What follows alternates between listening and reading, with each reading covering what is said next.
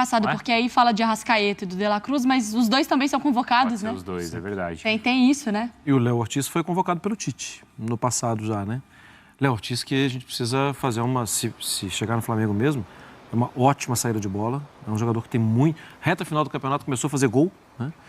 Tem liderança e tem DNA.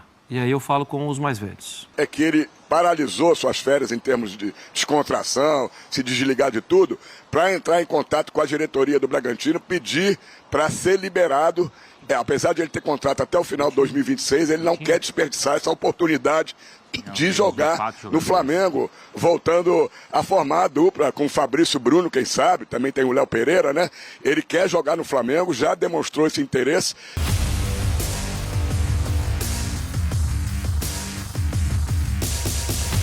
Salve, nação! Saudações rubro-negras! Uma excelente quinta-feira para todos nós! Galera, separei aqui um corte bacana do Sport Center da ESPN Brasil falando sobre o mercado da bola do nosso Flamengo. Tá lá na tela o De La Cruz, como que estão as negociações com o De La Cruz e o Ortiz, Léo Ortiz do Bragantino, vai fechar, não vai fechar? Temos aqui informações sobre a renovação que está emperrada, né, com Everton Ribeiro. Tem aqui também o papo com Gabigol. Papo com Gabigol não, temos aqui eles falando do Gabigol, falando também do Bruno Henrique. Então, galera, já chega deixando o like, se inscreva no nosso canal e ative o sininho porque o vídeo tá imperdível, cheio de informações atualizadas para vocês. As imagens são da ESPN Brasil, link na descrição como créditos. No final do vídeo eu vou destrinchar aqui para vocês o mercado da bola do Mengão, tá bom? Então assista o vídeo até o final e se divirta. Vamos lá! Engraçado, porque aí fala de Arrascaeta e do De La Cruz, mas os dois também são convocados, né? Os dois, é verdade. Tem isso, né? E o Léo Ortiz foi convocado pelo Tite, no passado já, né?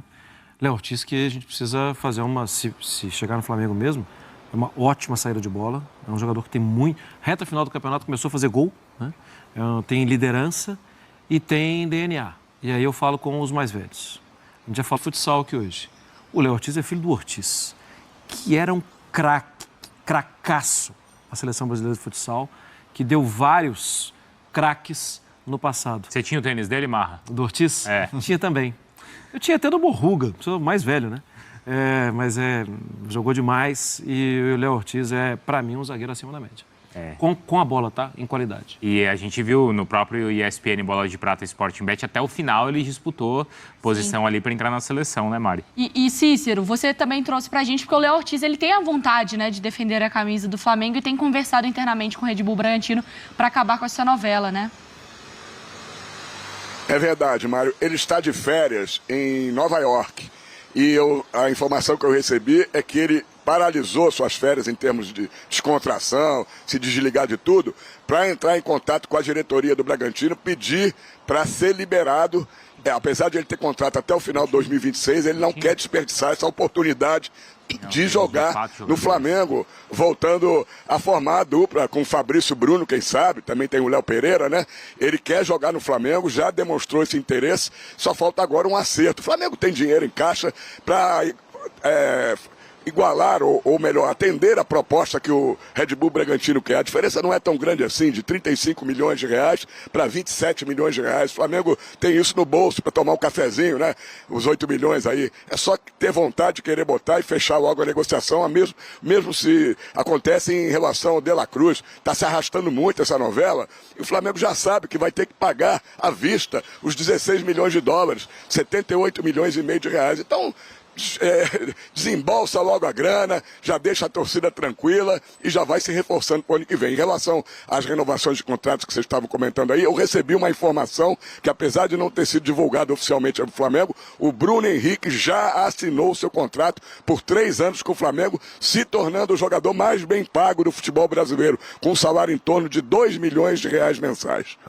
Caramba! Assinou, então? Então, o Cícero Melo traz a informação que não foi divulgado, não teve aquele post do Edifica, etc., mas que tudo resolvido. Então, porque o Gabigol recebe por volta de 1,6, o Hulk 1,8, também. O Hulk, o Dudu, faixa, né? O Dudu também é mais ou menos nesse padrão aí. Nessa faixa. Mas aqui entrou aquela proposta do Palmeiras, né? Caramba, 2 E o Bruno Henrique, vamos combinar, é outro patamar. Merece. Outro patamar. Imagina um salário de 2 milhões de reais para ele. É quase que você ganha, não se faça de... É verdade, de humilde. É, É mas- verdade, é verdade. Mas aí tem o seguinte, né? Um contrato também de 3 anos. E é um jogador que, tudo bem, não está no final da carreira, mas já tem uma certa idade que também passou por certas contusões, né? Foi cobiçado por outros clubes. Foi cobiçado, então. A cobiça fez com que o Flamengo Ô, Bruno. aceitasse os pedidos, não foi, Cícero? Do Bruno Henrique. Eu acho que o Palmeiras entrou no negócio para obrigar o Flamengo a gastar mais, porque o Flamengo estava querendo renovar o contrato do Bruno Henrique por 1 ano só. Depois, até aceitou renovar por 2, mas o Bruno Henrique disse que tinha uma proposta de 4 anos do Palmeiras nessa faixa de salário que ele vai ganhar ou até um pouco mais.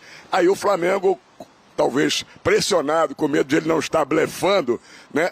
Vamos renovar logo. Imagina o Bruno Henrique para o nosso maior adversário a nível nacional. Então aceitou praticamente todas as condições que o Bruno Henrique impôs e o jogador tem que se aproveitar mesmo da situação. Está vivendo um grande momento, voltou de uma lesão voando, apesar de estar na reserva nos últimos jogos do Everton Cebolinha. O Flamengo ficou com medo de ele reforçar o seu principal rival no país. É que talvez seja a situação do Gabigol agora, né?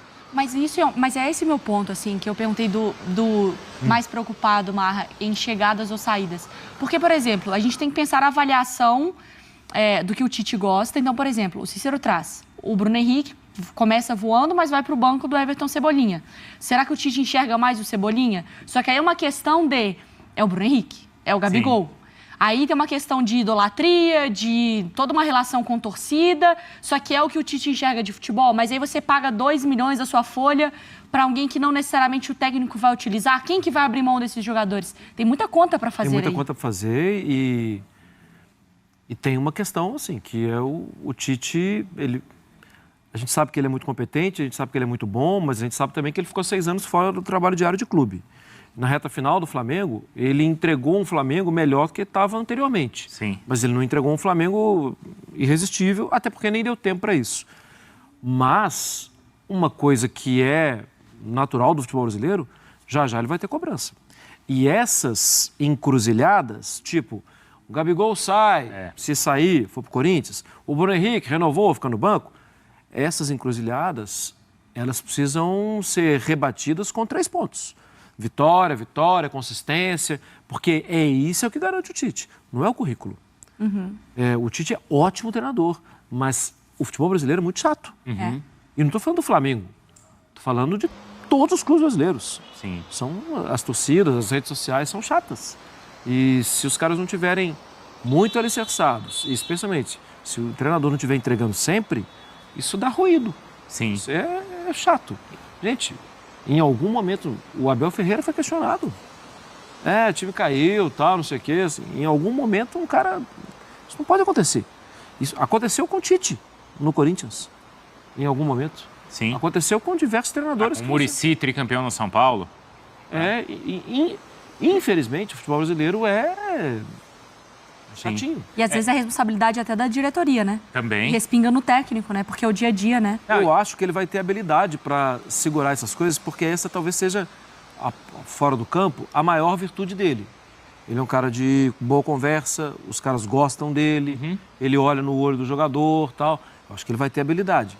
Mas são situações que não são assim tão simples. De perder um jogador importante, de colocar um jogador importante no banco. Mas é o que ele já fez no final da temporada passada e que talvez ele faça mais vezes. Então, ele fez, por exemplo, com um cara que ele gosta muito, que é o Everton Ribeiro. Ele levou para a Copa o Everton Ribeiro. Só que agora, ao mesmo tempo, o contrato dele está terminando e a gente vê o Flamengo, ele não é mais ponta, ele joga pelo meio e, ao mesmo tempo, você vê que o Flamengo está buscando De La Cruz e também está buscando um ponta. E aí, não vai renovar com o Everton Ribeiro? Será que esse é o recado, Breler? Não, eu não condiciono a chegada do De La Cruz a uma possível saída do Everton Ribeiro, porque o De La Cruz é muito versátil. Um jogador que pode jogar como um segundo volante, com liberdade, até aberto pela direita, já jogou na seleção uruguaia. Não, igualzinho o Everton Ribeiro. Tudo isso é igual ao Everton Ribeiro.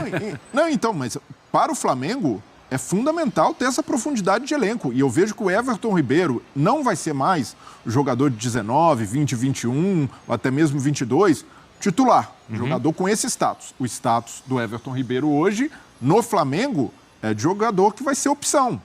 utilizado alguns minutos, eventualmente titular. E nesse sentido, eu vejo que ele se encaixa bem. Mas aí você vai renovar por mais 3 anos. Não, mas aqui... Aí ele sabe que o Bruno Henrique já se tornou o maior salário. Que o Gabigol tá pedindo não sei quanto. E o Everton Ribeiro tá no mesmo patamar desses caras. O salarial entra Bruno. nessa conta de arrecadação, né? Então. Do que sai, do que entra, né? Fala, Cícero. Só um detalhe aí nesse papo que vocês estão falando de folha salarial. O Everton Ribeiro, se renovar, vai ser só por um ano. Tá. Como o Flamengo fez no último contrato do Felipe Luiz. Então será só por um ano, talvez com uma opção para um segundo ano. Agora, pelo que eu apurei, a folha salarial do Flamengo no momento está em 25 milhões de reais mensais. A folha só do futebol. A se confirmar esse valor aí que me foi passado de quase 2 milhões no salário do Bruno Henrique, ele ganha quase 10%, vai passar a ganhar quase 10% do total da folha salarial mensal do Flamengo. É muita coisa, hein? Eu estava pegando aqui a idade do Everton Ribeiro. Ele tem 34 anos, mas ele faz 35 no início do ano, em abril. Então... Não, mas se é um ano de contrato, aí eu acho que a história é diferente. Mas também né? passa muito pelo jogador, né? Passa. Às vezes ele quer, talvez, já pensar em encerrar uma carreira, às vezes quer ambição para jogar mais 2, 3 anos. Às vezes ele quer ser titular em outro time. O próprio Cícero trouxe a questão do Inter. Eu sempre falo também o Cruzeiro, a relação que ele criou com o Cruzeiro, né? Acho que se ele sinaliza que ele está livre, não acho que o Ronaldo... Eu não ouvi de ninguém do Cruzeiro, mas de amigos. É da relação da torcida, né? Partindo muito mais disso. E Né? seria uma realização de um próximo passo, seria marcante para o clube, né? Sim. Que esse próximo passo, permanência na Série A, tal, a folha começa a respirar um pouco mais. E aí você tem um cara como o Everton Ribeiro. Mas, claro, todos sabiam, né? Que seria muito difícil que isso pudesse acontecer agora. E aí, O Flamengo tem feito alguns movimentos, Bruno, de renovar contrato por um ano com esses jogadores. Sim. Caso de Felipe Luiz, o Diego Ribas lá atrás, o Diego Alves, alguns até questionados pelo torcedor se não era o momento de encerrar o ciclo antes, mas no caso do Everton Ribeiro, eu vejo que ele ainda pode ser muito útil pelas características e por ter um treinador que sabe utilizar essas características. Agora, o problema do Flamengo é a instabilidade. É daqui a pouco, daqui 3, 4 meses, não está andando com o Tite, troca o técnico e chega alguém que tem uma visão oposta de futebol. E aí o Everton Ribeiro pode não se encaixar. Mas sabendo que é o Tite, o técnico de começo de temporada, que no mundo ideal ele termina 2024 como técnico do Flamengo, o Everton Ribeiro não é descartável. Pelo contrário, pode ser muito útil. Então o que eu quero entender é como que esse jogador passa de um grande ídolo a alguém que o clube não quer ter mais. Sim. Isso eu tenho dificuldade para entender, por causa de uma temporada abaixo do que se espera. Temporada na qual, o Gustavo vai me corrigir se eu estiver errado, ele fez 20 gols. Sim. Isso é a curva ruim. 20 gols num ano off. E aí se percebe nas palavras dos ídolos que são patrimônio do Flamengo, tem uma história que ninguém pode tirar deles, é uma história que nem precisa ser lustrada porque ela não envelhece, não, entendeu? Ninguém mexe naquilo, é uma coisa bonita demais. Eles se incomodam, tá claro que eles se incomodam. E eu acho que o incômodo é legítimo. Eles falam como parte da história do clube, como torcedores. Evidentemente, eles podem falar, eles devem falar, é bom quando falam. Né? Agora, o Gabriel ou faz parte dessa classe de jogadores da história rubro-negra ou não faz. É preciso que se chegue a um acordo. Porque se o clube acha que tudo bem ele ir para o Corinthians, desde que o Flamengo tenha, né, na transação aquilo que lhe contente, eu acho muito estranho. De fato, eu acho estranho. Pois é, e aí tem um ponto também que é muito interessante, quando a gente vê o empresário do Gabigol falando, olha, a gente já tratou da renovação, ele tem contrato até o final de 2024, e nessa renovação a gente conversou com pessoas sérias, são pessoas que devem cumprir com o que elas falaram, apesar de não ter nada assinado. Parece até que ele está na defensiva também, Zupac, querendo cobrar daquela diretoria que cumpra o que se foi conversado já neste ano de 2023. Parece que ele está assim, porque ele fala várias vezes, são pessoas pessoas sérias. A gente já conversou sobre isso. São pessoas sérias, nós vamos renovar, são pessoas sérias. Várias vezes ele fala isso. Então, assim, e quando o Gabigol também fala, eu gostaria de jogar mais, eu saí de times da Europa porque eu não estava jogando, ele também dá a entender que ele pode sair de qualquer time, desde que ele não esteja entrando em campo. Então, isso fica muito no ar. Eu ainda acho que é muito difícil o Gabigol sair. Mas a gente começa a ver nas entrelinhas como nem tudo está completamente seguro no Flamengo. Sim, eu tenho essa impressão também e acho pouco provável que se for um fim de ciclo, que ele seja para agora.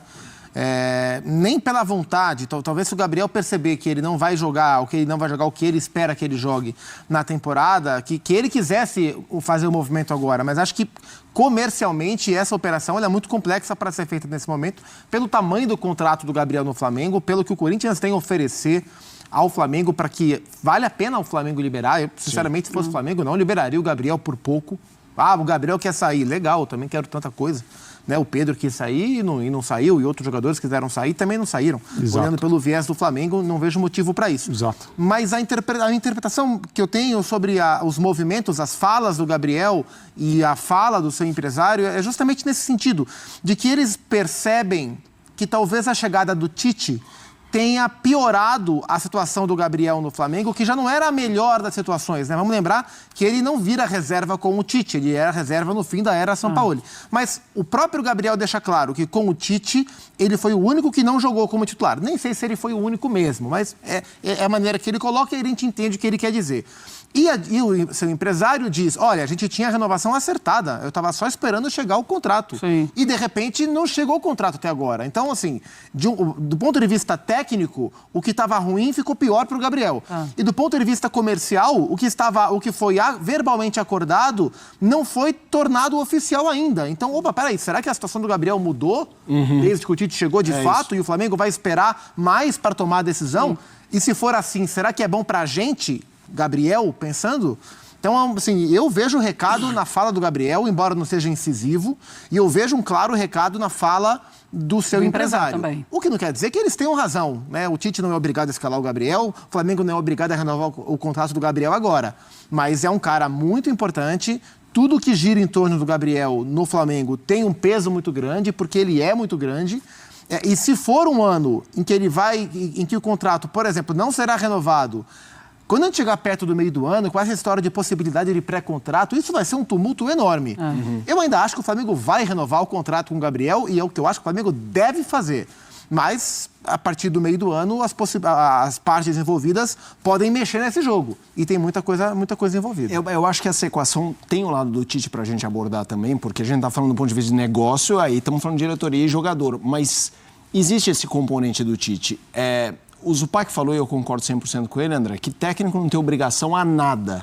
Mas você acha que o caso do Gabigol é algo que o Tite, em algum momento, deveria pensar, não dele ser titular, mas de como, eventualmente, forçá-lo a um limbo, porque o problema pode ser maior do que ele ter a certa minutagem e oportunidade? Sim, isso é uma coisa difícil, né? É um equilíbrio, para usar uma palavra que o Tite gosta tanto, é difícil de encontrar mesmo, porque vamos supor, atenção, torcida do Flamengo, fã de esporte, vamos supor que é uma decisão tomada da comissão técnica. O Gabriel não é titular, ele não vai nos jogos importantes do Flamengo, com todo mundo à disposição, ele vai para o banco. Vamos pensar que essa é uma decisão da comissão técnica.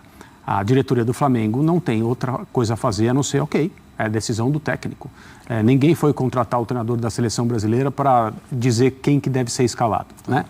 Então, é uma coisa que pode parecer um pouco chocante, mas pode se tratar disso. Vale a pena ter o Gabriel por 6 meses infeliz, numa situação em que o ambiente pode se envenenar por causa disso?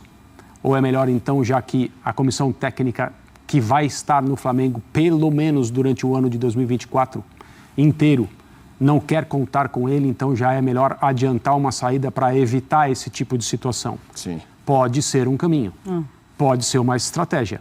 E aí a diretoria do Flamengo está agindo de acordo com o que ela entende ser o melhor para que o Flamengo tenha uma temporada tranquila do ponto de vista interno, e as coisas nunca são tranquilas por muito tempo num clube como o Flamengo, né? Todo mundo que trabalha lá sempre fala a respeito disso. Então, até por isso o Tite também é um treinador apropriado para administrar essa situação toda. Agora, por outro lado, fala-se, né, da idolatria, do tamanho do jogador que o Gabriel é. Ele tem todo o direito de querer jogar. Ele tem todo o direito até de falar, olha, se eu não vou jogar, eu quero sair. Sim. Ele tem esse direito. Ele tem o direito também de, durante uma negociação que caminhava para a renovação e de uma hora para outra parou, e parou por causa da repercussão externa, isso também é complicado. Imagine que você é o Gabriel ou você é as pessoas que o representam. Havia uma conversa em andamento para renovar. De repente, mídia social, torcida em estádio, começa a se manifestar a respeito disso e o clube retira o papel de cima da mesa? É muito feio isso. Aonde está a convicção? Vocês querem ou não querem renovar o contrato desse jogador? E aí eu acho que ele tem o direito também de se manifestar dizendo, olha, eu tenho ouvido aqui e ali, ele falou, eu vou num restaurante em São Paulo, as pessoas vêm comentar comigo sobre o Corinthians e tal, fala da torcida, cada um está jogando com as cartas que tem. Sim. E essa é a parte do jogo que é pura negociação. É puro negócio. Só tem uma coisa.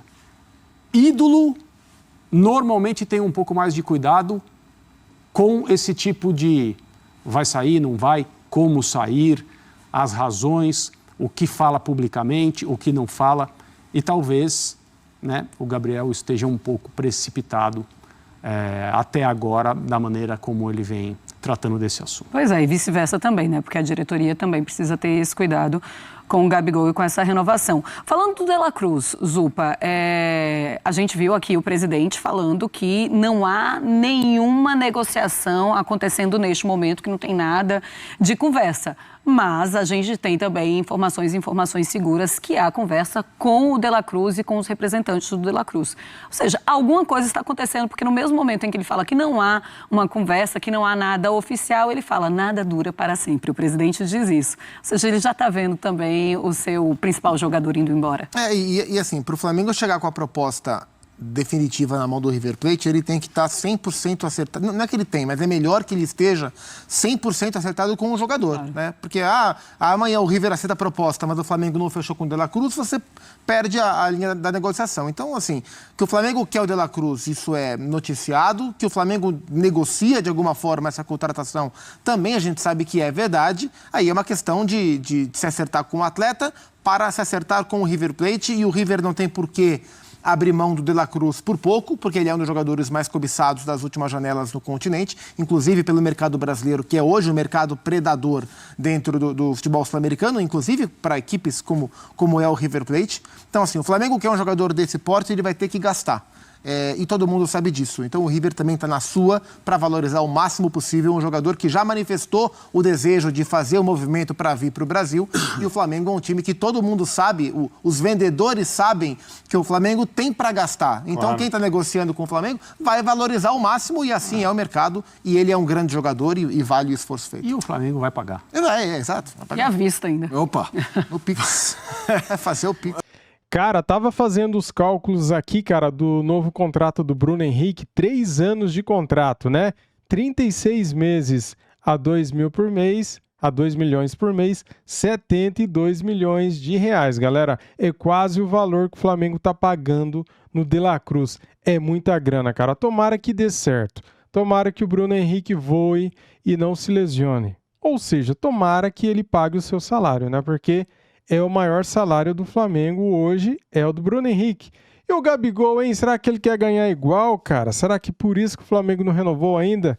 Ei, rapaz do céu, se o Flamengo for abrir a mão para todo mundo e aceitar pagar tudo que os caras pedem, o Flamengo vai à falência, cara. Porque assim, o Flamengo tem dinheiro, tem arrecadação. Só que não pode sair abrindo as pernas também, né?